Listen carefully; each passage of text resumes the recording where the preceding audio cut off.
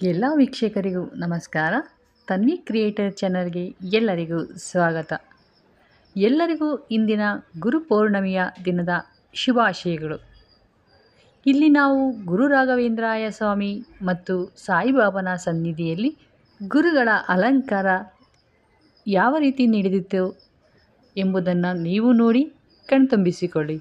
ಹಾಗಾದರೆ ಇಂದು ಗುರುಪೌರ್ಣಮಿಯ ಮಹತ್ವವೇನು ಎಂಬುದನ್ನು ನಿಮಗೆ ತಿಳಿಸ್ಕೊಡ್ತಾ ಇದ್ದೀನಿ. ಗುರುಪೌರ್ಣಿಮೆ ಹಿಂದೂ, ಬೌದ್ಧ ಮತ್ತು ಜೈನ ಸಂಪ್ರದಾಯಗಳಲ್ಲಿ ಅತ್ಯಂತ ಪವಿತ್ರವಾದ ದಿನ. ಈ ದಿನವನ್ನು ಗುರುಗಳಿಗೆ ಜ್ಞಾನ, ಮಾರ್ಗದರ್ಶನ ಮತ್ತು ಜೀವನದ ದಿಕ್ಕು ನೀಡುವವರಿಗೂ ಸಮರ್ಪಿಸಲಾಗುತ್ತದೆ.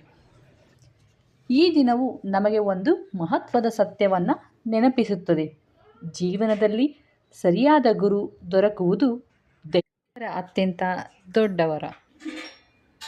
ಗುರು ಎಂದರೆ ಕೇವಲ ಶಿಕ್ಷಕನಲ್ಲ, ಅವನು ಅಜ್ಞಾನದಿಂದ ಜ್ಞಾನಕ್ಕೆ ಕೊಂಡೊಯ್ಯುವ ಬೆಳಕು.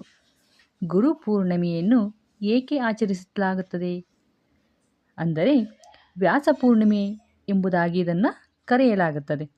ಈ ದಿನ ಮಹರ್ಷಿ ವ್ಯಾಸರ ಜನ್ಮದಿನ. ಅವರು ವೇದಗಳು, ಪುರಾಣಗಳು ಮತ್ತು ಮಹಾಭಾರತವನ್ನು ಸಂಗ್ರಹಿಸಿ ಜ್ಞಾನವನ್ನು ಮಾನವ ಕುಲಕ್ಕೆ ನೀಡಿದರು. ಆದ್ದರಿಂದ ಈ ದಿನವನ್ನು ವ್ಯಾಸಪೂರ್ಣಿಮೆ ಎನ್ನುತ್ತಾರೆ. ಗುರು ಶಿಷ್ಯರ ಪರಂಪರೆಯ ಗೌರವ. ಇಂದು ನಾವು ಭಾರತೀಯ ಸಂಸ್ಕೃತಿಯಲ್ಲಿ ಗುರುಗೆ ಅತ್ಯುನ್ನತ ಸ್ಥಾನ. ಗುರುಬ್ರಹ್ಮ ಗುರುವಿಷ್ಣು ಗುರುದೇವೋ ಮಹೇಶ್ವರ ಎಂಬ ಶ್ಲೋಕವು ಗುರುನ ದಿವ್ಯ ಸ್ವರೂಪವನ್ನು ತೋರಿಸುತ್ತದೆ. ಆಧ್ಯಾತ್ಮಿಕ ಸಾಧನೆಗೆ ವಿಶೇಷ ದಿನ. ಇಂದು ಧ್ಯಾನ, ಯೋಗ, ಜಪತಪಗಳಿಗಾಗಿ ಇಂದು ಬಹುಶುಭ ದಿನ. ಅನೇಕ ಸಾಧಕರು ತಮ್ಮ ಗುರುಗಳಿಂದ ಈ ದಿನ ದೀಕ್ಷೆ ಪಡೆಯುತ್ತಾರೆ. ಕೃತಜ್ಞತೆಯನ್ನು ವ್ಯಕ್ತಪಡಿಸುವಂತಹ ದಿನ.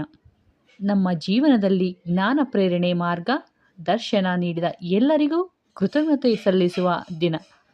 ಗುರು ಪೌರ್ಣಮಿಯ ಆಧ್ಯಾತ್ಮಿಕ ಅರ್ಥ. ಗುರು ಹೊರಗಿನ ವ್ಯಕ್ತಿಯಷ್ಟೇ ಅಲ್ಲ, ನಮ್ಮೊಳಗಿನ ಆತ್ಮಜ್ಞಾನ, ವಿವೇಕ ಮತ್ತು ಬೆಳಕಿನ ಪ್ರತೀಕ ಕೂಡ ಆಗಿದ್ದಾರೆ. ಈ ದಿನ ನಾವು ಒಳ ಜೀವನವನ್ನು ಪರಿಶೀಲಿಸಿ ಶಿಸ್ತಿನೊಂದಿಗೆ ಹೊಸ ಪ್ರಾರಂಭ ಮಾಡುವ ಅವಕಾಶ. ಗುರು ಪೌರ್ಣಮಿ ಹೇಳುವುದು ಒಂದೇ ಮಾತು: ಜ್ಞಾನವೇ ಶಕ್ತಿ ಮತ್ತು ಗುರು ಆ ಶಕ್ತಿಗೆ ದಾರಿ ತೋರಿಸುವ ಮಹಾದಿನ. ಇಂದು ಗುರುಪೌರ್ಣಮಿಯ ದಿನ. ಎಲ್ಲರಿಗೂ ಗುರುಪೌರ್ಣಮಿ ದಿನದ ಶುಭಾಶಯಗಳು. ಈ ವಿಡಿಯೋ ನೋಡಿದಂತಹ ಎಲ್ಲರಿಗೂ ಆ ಗುರುವಿನ ಅನುಗ್ರಹ ಸಿಗಲಿ ಎಂದು ಆಶಿಸುತ್ತೇನೆ. ಈ ವಿಡಿಯೋ ನೋಡಿದಂತಹ ಎಲ್ಲರೂ ದಯವಿಟ್ಟು ನಮ್ಮ ಚಾನಲ್ನ ಸಬ್ಸ್ಕ್ರೈಬ್ ಮಾಡಿಕೊಳ್ಳಿ. ಈ ವಿಡಿಯೋ ನಿಮಗೆ ಇಷ್ಟವಾಗಿದ್ದರೆ ಕಮೆಂಟ್ ಮಾಡಿ. ಈ ವಿಡಿಯೋ ನೋಡಿದ ನಿಮ್ಮೆಲ್ಲರಿಗೂ ತುಂಬು ಹೃದಯದ ಧನ್ಯವಾದಗಳು.